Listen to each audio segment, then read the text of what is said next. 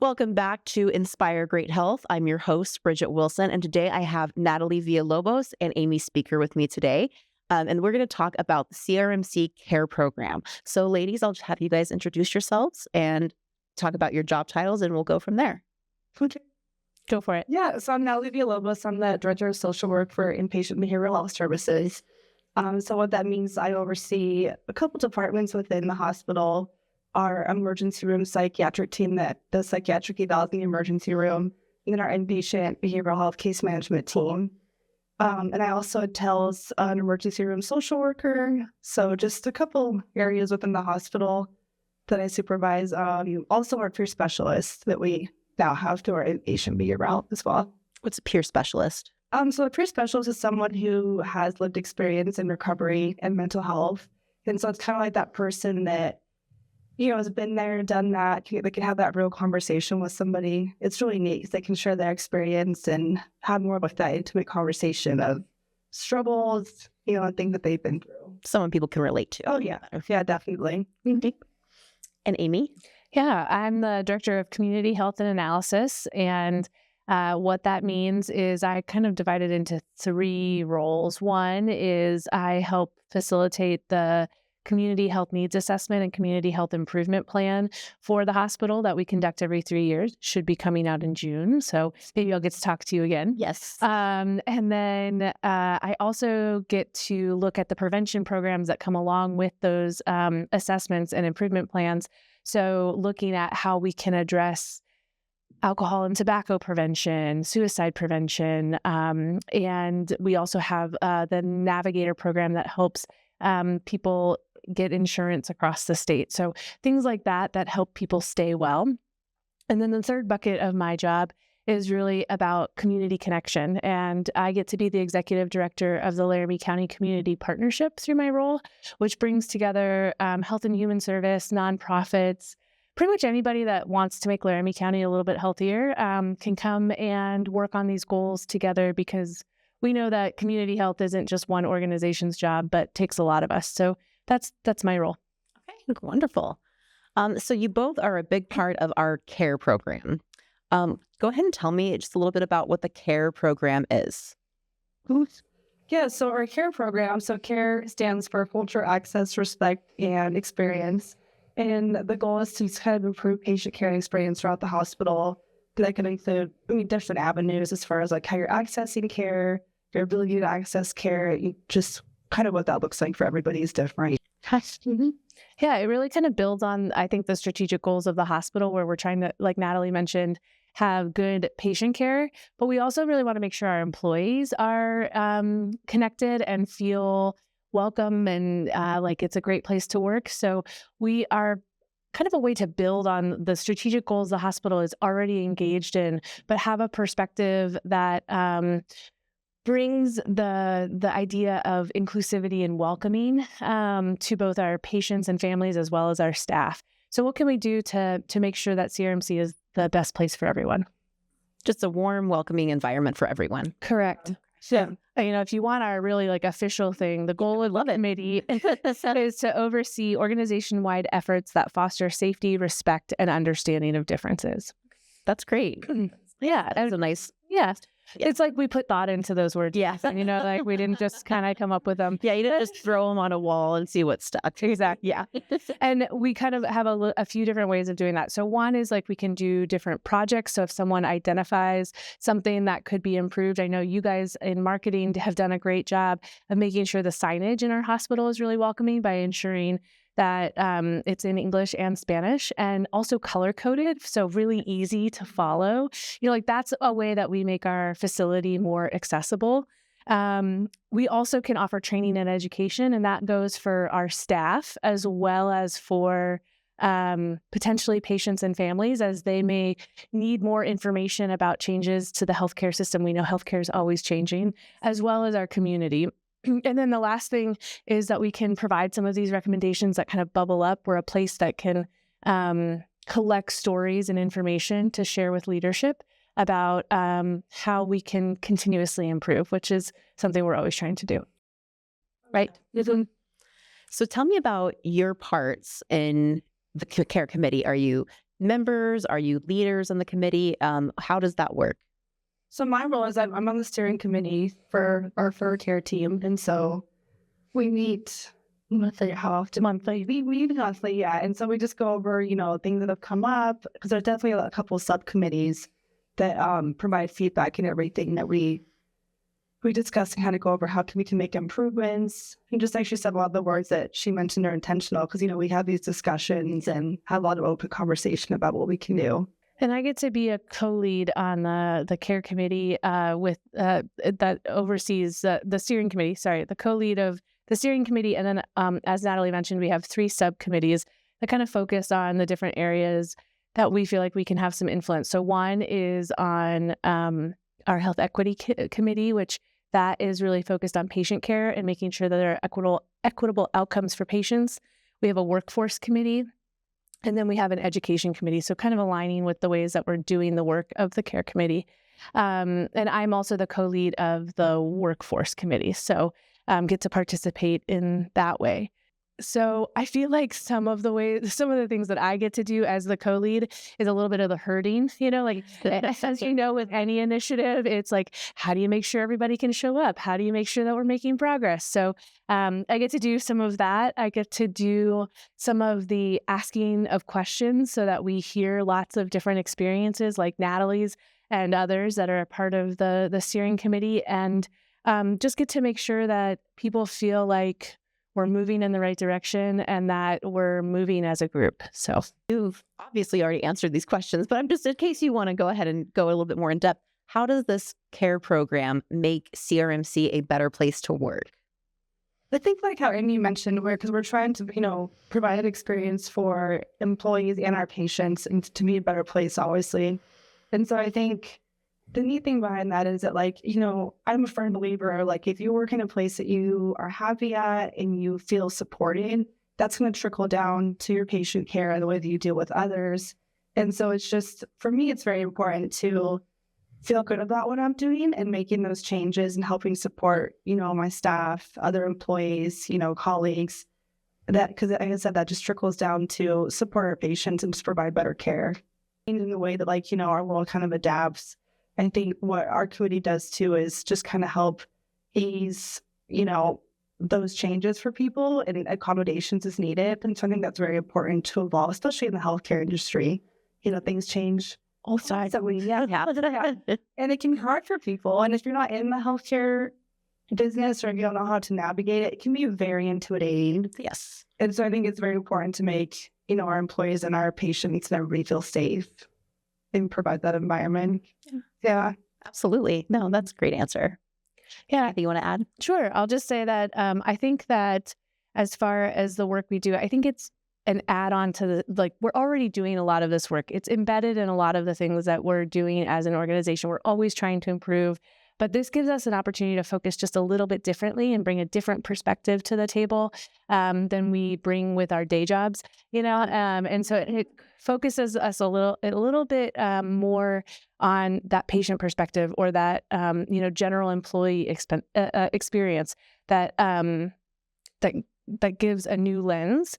And I'll just provide an example from the workforce committee, and this may feel really mundane, but for others that work in big organizations, that there are policies and more policies and lots of policies, which are really important and really help us stay consistent as an organization. But one of the things is that those policies need to be understood by both the patients and their families, as well as our staff. And so our team of people who write policies and review policies do a great job of keeping them updated and physically accessible to folks. But one of the things we've been talking about is, what's the reading level? How are we making sure that someone actually can comprehend what we are putting out there? How are we addressing people? Is it clear that it's the patient or the family? Trying to be really specific in how we review those type of things to make them even more accessible so people can feel included and like they're getting all of the care they need when they come to the hospital. So small, but I think, potentially impactful. Yeah, no, I don't think that's small at all. I think that's a huge aspect. And again, you've already answered these questions, but if you want to go a little bit more in depth, how does the CARE program improve the care that we provide our patients? I think the important thing is that we're constantly looking at always how to do better and to do more for our patients. And I think, because as we talked about, being able to listen to people and get feedback, I think is one thing that I've been very kind of, I'm not going to say excited about with these committees, is that we're getting feedback from staff. We hear from employees and patients on their feedback. I think in our first time when we first started, right, Amy, we had a lot of patient experience, quotes from patients on how they felt that their care had gone. And even just feedback from them, simple things oh, the food was great. That's important for people. It's important to feel comfortable if you're getting your needs met. And so being able to look at all the feedback and just have a team that's okay, what can we take from this? How can we do better? That for me is super important. Yeah, just listening. I feel listening is important, and what are you gonna do with that? Yeah. And like you guys said, it all adds up. Like you said, the policy understanding, those seem small, and the food seems small, but it really all adds up to one great experience. Yes, or a terrible experience, which is what we're trying to avoid. Definitely. I think the moment you walk into a door to anything, facility, anywhere that you go, just from that point forward, that's where your experience starts. And how can you make that a holistic, good experience for people? Yeah. Yeah. And I would say for both patients and our staff, we want to make sure that when staff walk in the door, one of the biggest stressors in lots of people's lives is their work. And so how can we make sure that we are not contributing in that way? I agree.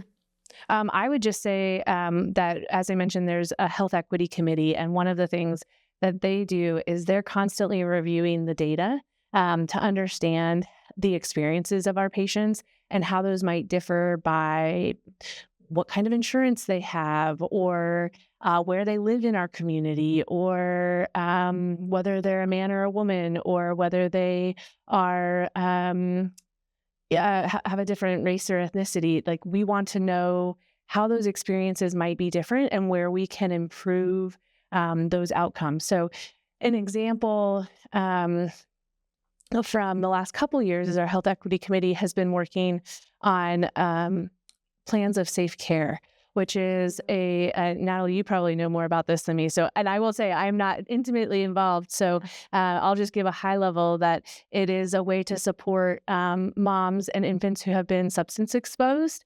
and that it gives an opportunity to really focus on how do we promote safety, but also connection between mom and baby, and also community. And so it involves a heck of amount of work from our labor and delivery team, but also that connection with our DFS partners and our community recovery partners and social workers and therapists and all of the community providers that come around these moms and babies to ensure that they stay safe and well in this new time in their lives. So that's been really important. And then they're actually kind of shifting now, because that program has been operational for over a year now, to looking at considering age-friendly considerations at our hospital, understanding that, we continue to see our older adult population grow in Laramie County, and we want to be sure that we're serving them well. And so, we don't want them to have differential experiences in our facility just because they're older. So how do we keep people safe? How do we make sure things are accessible in terms of everything from size of font to, how loud something is, to falls risk and all those things that can put older adults at a higher risk of poor outcomes. So those would be some of the examples from our Health Equity Committee. Did you want to add anything about plans of safe care? Oh, no, I think, you definitely described it really. Okay. I'm trying to add how, that was just an amazing thing to see happen within our system. As a social worker, we know that it's very important to keep families together and intact. And that's the kind of the goal behind that. And Karen Miller, my peer specialist, has done a lot of work with that. And I have the social worker up there as well. And I think at one point, Karen did kind of a presentation on some success stories that some of those moms had had. And that's just amazing to hear, because we never want people to think that things are going to be punitive or harsh. So we know that that doesn't work for people. And so anytime that we can support, you being, with your family, getting resources that you need is super important. And I think working with those community partners has been awesome. And getting those families like their needs met and things like that is great. And I like the age-friendly thing. Mm-hmm. As a native from Cheyenne, my parents are older, and I want them to be able to access the care that they need. We feel welcome, and I definitely feel comfortable with them navigating the system on their own, just because, our staff have been super great. But then, of course, I also feel protected and feel part of it with them. But I feel confident that they're going to get their needs met if they have to access care there, which is awesome. Yeah, that's amazing. Yeah. What does the CARE committee mean to you both? I think for me, what it means is, when I think of the work that we do, is just being able to adapt, support, and just like respect. I think respect is the big thing that comes out for me, because I love meeting people and getting to know their stories and their backgrounds, and just knowing that like it doesn't matter where you come from or who you are, but knowing that like we're going to give you great care and try to support you the best way, I think is what really kind of gets me involved in this. Like I love to give input and feedback and share my experience as a social worker, just to try to help, others maybe understand.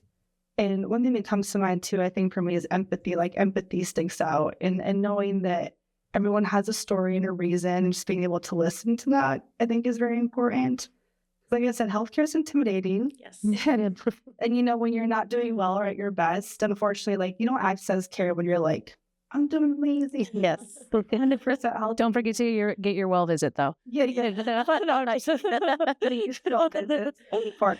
But yeah, so we definitely, we're seeing you in a time of crisis, or maybe when you're not at your best. And I think it's always important to want to feel safe and comfortable during those times. And so, yeah, I think for me, the best part is just being able to like give feedback and we have great conversations on our committees. And I think that for me has also been very enlightening, just because it's great to be able to have like difficult conversations in the workplace to be able to improve things. Yeah. Yeah. As you said, it was when you're feeling under the weather, the last thing you want to do is learn how to navigate a hospital. So definitely. Anything. Just signage, like the color, like the noise levels, things like that. Those are very important for people. Like, yes. You don't want to walk into a chaotic environment. You don't want to walk into a place where you know where to go to. And even for me, like the colors with like the signs that came up, I'm like, that's just, it brings in some brightness. And yes. Helps people feel more comfortable. Yeah. And for me, I feel like the CARE committee, one of the things that I feel like we've talked about a lot here is, it's not like this isn't something we were doing, but I think that this brings real intention. Mm-hmm. And I feel like intention matters. It's not just about intention. You have to have some outcomes there too. But I think the intentionality is really important for me. And I feel like the way I would almost describe it, like Natalie said, is like it's an intention on listening. It's an intention on listening to our patients, intention to listening to our staff, and hearing their experiences and stories, and that those are valid, and that we can collectively decide how we want to address some of those things that are brought up, or just even ideas to make us better. So that's what I think of when I think of CARE. Well, great. Is there anything else you'd like to add? I don't think I have anything. That's actually great. Yes. Yeah, I think, and even just like this experience, being able to talk about what we're doing, about the cleaning, what's going on, I think is amazing. I think it's really cool we have a podcast. Things like this. Yeah. And as time goes on, I'm excited to see where we go and the things that we do. So I'm just very excited to be part of everything. Yeah. Well, thank you both for being a part of the CARE committee and taking Cheyenne Regional just a step further and being more inclusive to people and our patients as well as our employees. And thank you for tuning in, and we'll see you next time.